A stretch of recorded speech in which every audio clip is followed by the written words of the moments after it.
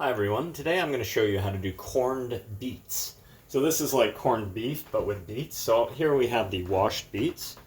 Get all the grit off, I leave the skin on. So initially just chop off this piece here.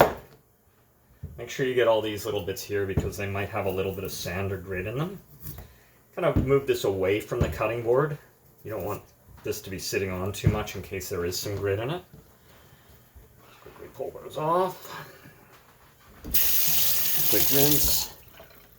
I'm just going to quickly grab the bit of the cutting board that the end sat on.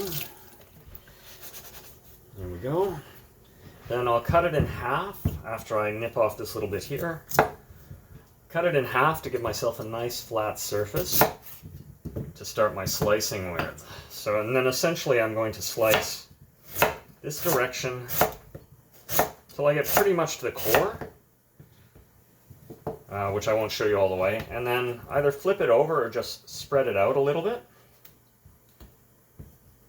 And then you can julienne it fairly quickly this way, always keeping your fingers back. Now, on the stove, I've got a small pot of water that I'm going to put these spices in. Oops. So essentially here we have cardamom, yellow mustard seed, 1 clove, a stick of cinnamon, and a bay leaf. So that's my corning spice. I'm just going to throw it into a pot here. I'm going to let this simmer in the pot. So I'll turn that right down. And then I'm going to use the tea strainer to strain it into the big pot with the rest of the mixture, which I'll show you in just a minute. So these are my julienne carrots, or julienne beets. I'm just going to finish those up, and then I'll show you the rest. Hi everyone, so here I've got my chopped up beets. I've got some oil just coming to temperature with a bit of garlic in it. I'm going to put in the garlic and ginger.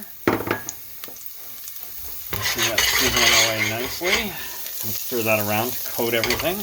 Over here I've got the corning spice just bubbling away neatly in a bit of water. And then before this browns too much, I'm just going to put you over here for a sec.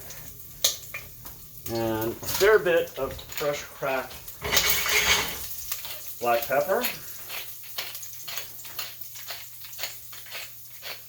So this is an accompaniment, so I don't mind it being fairly strong in flavors. And then I'll just start putting the beets in slowly. So again, after you get your first little lot in, it's not a bad idea to give it a quick stir to make sure that your pepper, ginger, and garlic don't burn on the bottom because they'll be right exposed to the heat. After a little while, it's not a problem because as the beets sweat off and the sugar starts to caramelize,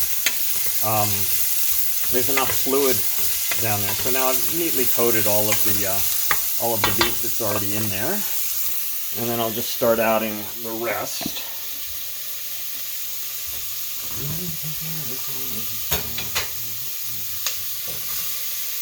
Just drop that in.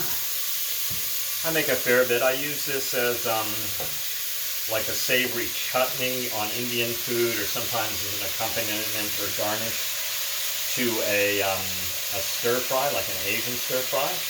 I use it a lot in hot dogs instead of sauerkraut.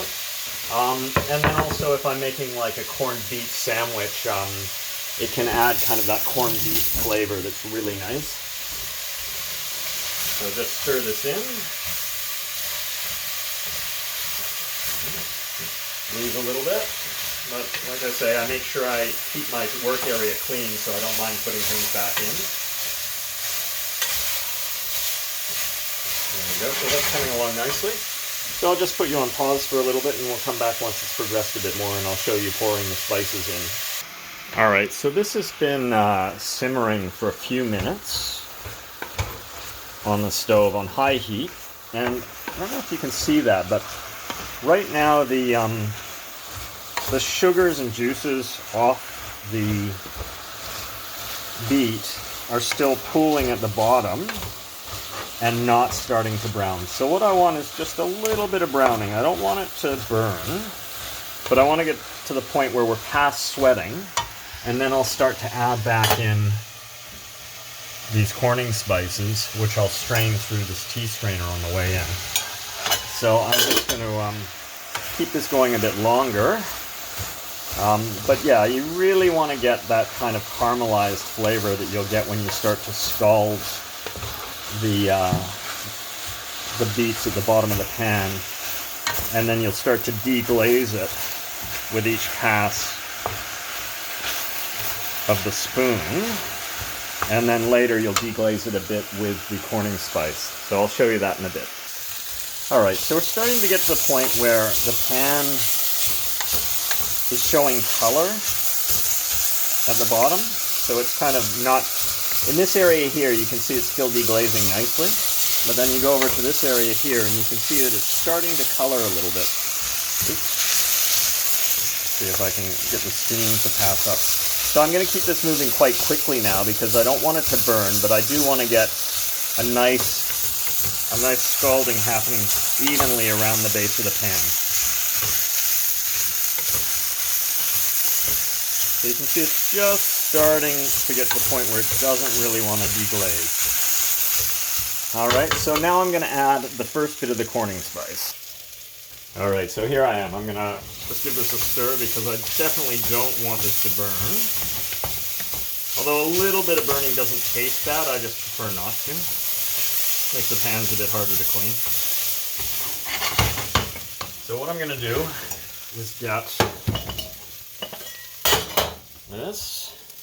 Yeah, hopefully you can see. And then I'll just pour this through the tea strainer. And then put all this back in. Put another drop of water. Like I'm just really covering the bottom of the pan. There's not a lot. Bring that up to temperature again. And yeah, so this is looking nice. Now I'm starting to get a little bit of that caramelized flavor. You know, a little bit of a burnt sugar smell even. So that's probably about the point where I want it to be. I don't want to go much further. I'm starting to see it carbonizing a bit on the side where the pan is a bit hot. So I'll just dump that in there. Basically deglaze that really neatly. And you can hear it's getting pretty hot.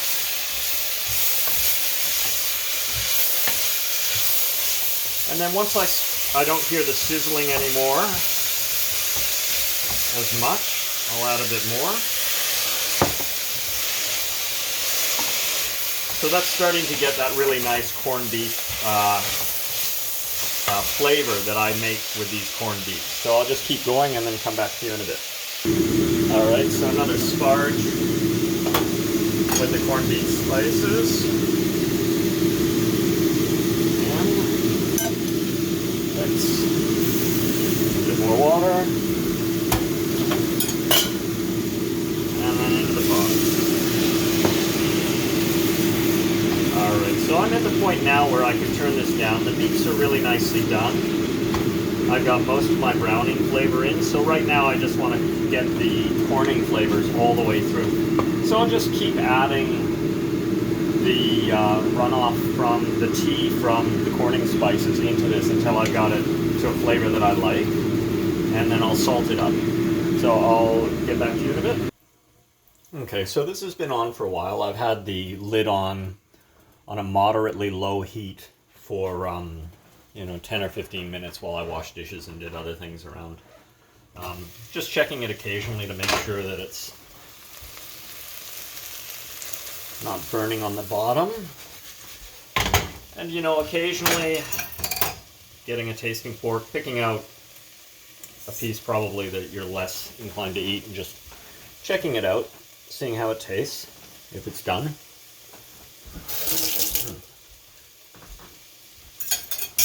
So those are cooking through nicely. Still got a fair bit of the sweetness from the beets and a bit of the corning spice coming through. And if you're finding that it doesn't have enough zing, or you just don't have the time to do all of the corning spices, and your corning spices may be quite different from mine, you can actually just add French's mustard at the end. The classic kind of hot dog mustard. And that'll bring up give it a nice zing if you know, if you've made it not quite spicy enough. You've got to be a little bit careful. Don't judge how spicy it is until after you've salted it, because the salting changes it or brings out a lot of the flavors. So I'll just stir that in and then cover it a bit longer, and we'll just keep doing that until the beets are all cooked all the way through, and I'll come back to you then. Alright, so now the beets are starting to be less sweet. You got to be a little careful with judging your spice while there's a lot of sweetness in the beets, because the sweetness will hide a lot of the spiciness. So it's easy to overspice this. For once I've actually measured out the salt. I don't normally do that, but you know, as much to see what's going on. So I'll grab a couple of those and see what they're tasting like. Nice and cooked through. It's still sizzling, but it's not scalding on the bottom.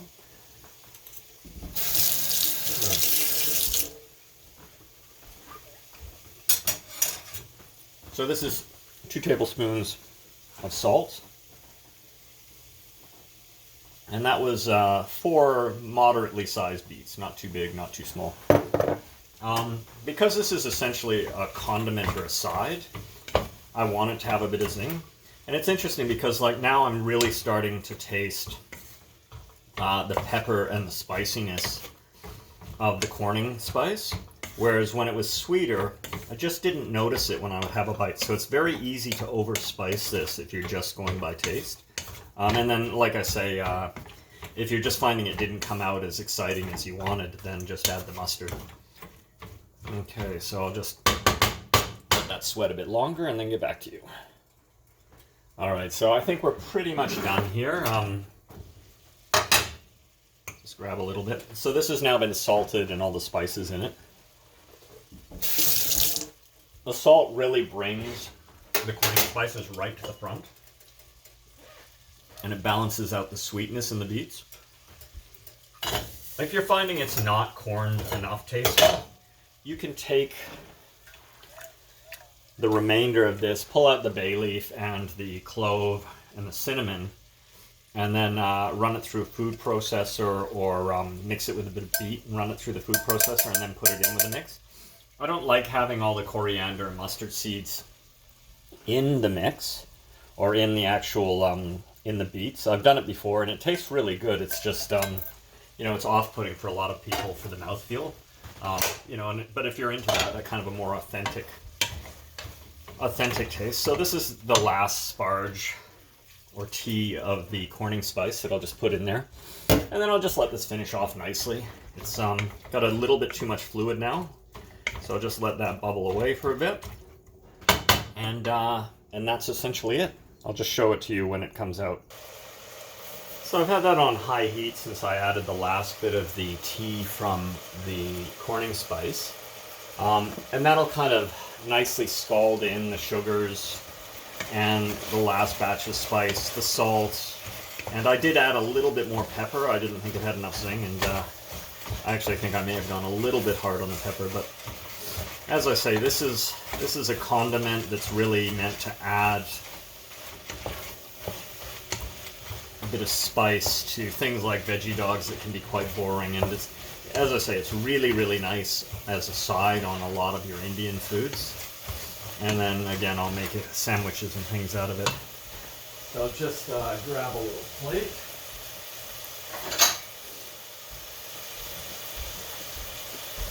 So I think it's ready to turn off now. Just hear the last of the jus at the bottom. So right now, nothing is browning or scalding. It's just nicely bubbling away.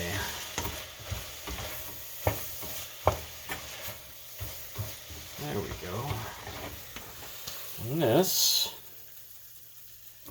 is a corned beet. So I'll keep this in the fridge for up to about a week and add it to things as the week goes by. So I hope that looks nice. Thank you for watching, and if you try it, I hope you enjoy it.